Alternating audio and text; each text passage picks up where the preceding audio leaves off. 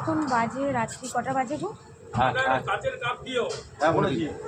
এখন বাজে 2:45। আমরা বাড়ি থেকে বেরিয়েছি 12টার সময়।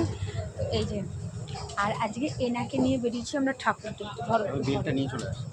ব্যাগটাই নিয়ে চলে আসো, জল খেয়ে তুমি জলও দিয়ে দেবো, আমার ব্যাগটা নিয়ে চলে আসো। তো আমরা বেরিয়েছিলাম ঠাকুর দেখতে। মানে সত্যি কথা বলতে কল্যাণীর দিকে গেছিলাম, জাস্ট ইম্পসিবল।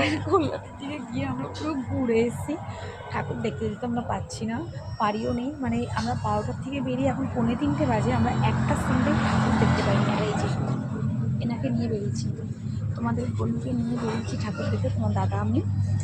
তো এখন না মাথা যন্ত্রণা করছে, এত গাড়ির আওয়াজ এত এতে। আমার দাদাকে বললাম চলো একটু, আমি এবার একটু চা কফি খাবো। তো এখন আমরা এখানে চলে এসেছি একটা ক্যাফেতে। এই যে হাইওয়ে, আর এই যে আমরা এখানে একটু ক্যাফেতে এসেছি, তো কফি খাবো। কী বললেন? কী হয়েছে? কফি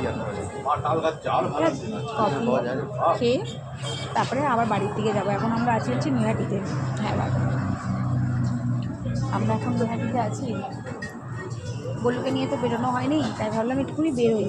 কিন্তু বিশ্বাস করো, মানে একটা মানে নাম না, কোল থেকে নাম, এবার নিচে নামতে দেবো না। হ্যাঁ বসো, বসেছিলাম। বলো বলো বলো মামা, ঠাকুর দেখতে এসছো? ঝুটকি বেঁধে ঠাকুর দেখতে এসছো? ঝুটকি বেঁধে ঠাকুর দেখতে এসছো তোমাদের বলুন। একটু জল দিচ্ছি আমি, দাঁড়াও। তো চলো আর একটু আমরা চা কফি কিছু খেয়ে নিই, তারপরে এখান থেকে সোজা বাড়ি। আজকে প্রচুর ঠাকুর দেখে ফেলেছি আমরা।